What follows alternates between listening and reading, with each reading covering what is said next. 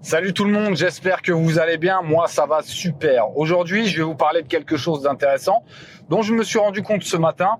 C'est le stress. Le stress, la panique. Est-ce que c'est bon? Est-ce que c'est pas bon? Eh bien, on va en parler tout de suite. Pourquoi? Parce que finalement, je me suis rendu compte ce matin que le stress que j'ai vécu pendant les 3 dernières semaines, peut-être qu'il y a une leçon positive à apprendre de tout ça. Pourquoi? Parce que à la base, je suis pas quelqu'un qui stresse beaucoup. Je suis quelqu'un qui fait les choses limite sans les prendre au sérieux. Et c'est peut-être un problème d'ailleurs, parce que en faisant les choses de façon dilettante comme ça, eh bien, on se rend compte souvent au dernier moment qu'on n'a pas fait les choses, et c'est là où on se précipite et qu'on fait des erreurs, d'accord? Parce que beaucoup pensent qu'en faisant les choses au dernier moment, ça nous donne le coup de boost qui nous permet d'être ultra focus vers l'objectif qu'on doit atteindre. Mais en réalité, si on prend du recul, on se rend compte qu'on fait énormément de bêtises en faisant les choses comme ça de manière précipitée. Alors, qu'est-ce que j'ai appris? J'ai appris que lorsque j'ai fait les choses au dernier moment par rapport à mon taf, ça m'a généré énormément de stress. À partir de ce moment-là, j'ai commencé à charbonner. Je vais être très honnête avec vous, je l'ai mal vécu puisque sur le terrain, ce n'était pas un plaisir. Ce n'était pas un plaisir parce que je devais atteindre des objectifs et ça m'avait obnubilé et du coup, j'étais à fond dedans et je n'ai pas vécu les choses, on va dire, je n'ai pas vécu le moment présent. D'accord? Et ça a été problématique pour moi. Mais avec du recul, aujourd'hui, je me suis rendu compte que j'étais numéro 2 dans le classement de mon équipe, puisqu'on doit atteindre des objectifs. On a un challenge à faire jusqu'à fin décembre. Et pour l'instant, je suis numéro 2. Ça ne veut pas dire que je vais être numéro 1 ou toujours dans le classement du top 5, mais c'est mon objectif tout de même. Et qu'est-ce qui s'est passé? Du coup, je me suis rendu compte que cette pression, elle a été bénéfique pour moi parce que ça m'a permis de me mettre ce coup de pied au cul dont j'avais besoin.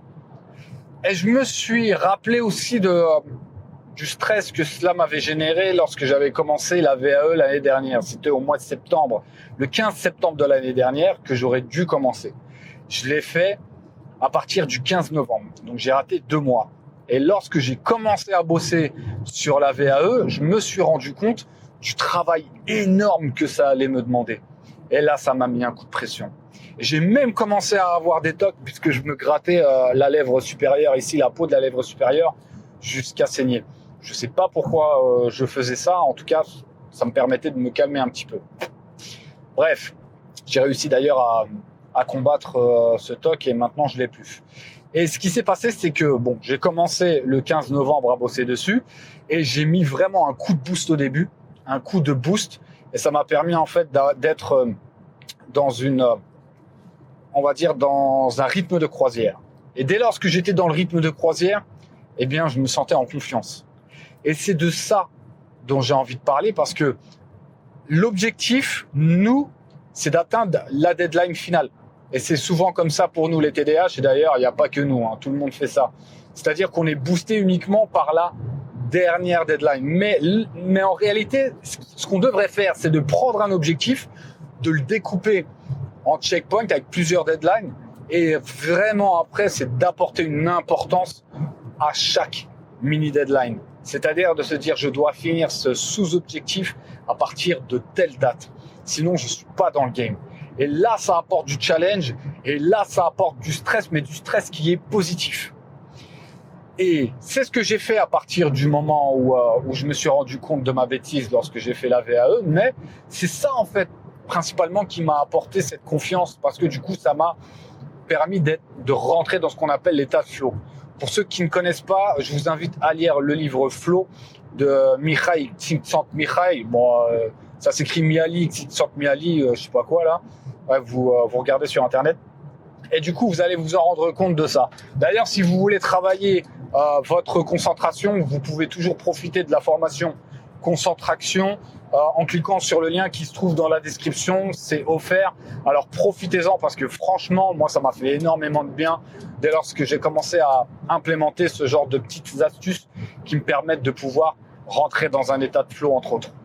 Voilà, donc c'était le sujet de la vidéo. C'est Le stress, vous avez la possibilité de l'utiliser comme carburant plutôt que de l'utiliser comme frein.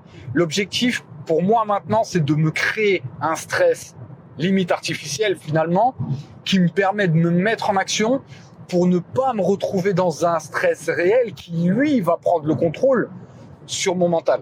Donc c'est ça l'objectif. Voilà, j'espère que ça va vous servir à quelque chose. En tout cas, moi, ça m'a servi de leçon. Je m'en suis rendu compte ce matin et je voulais vous faire part de cette prise de conscience. Je vous dis à bientôt. Salut!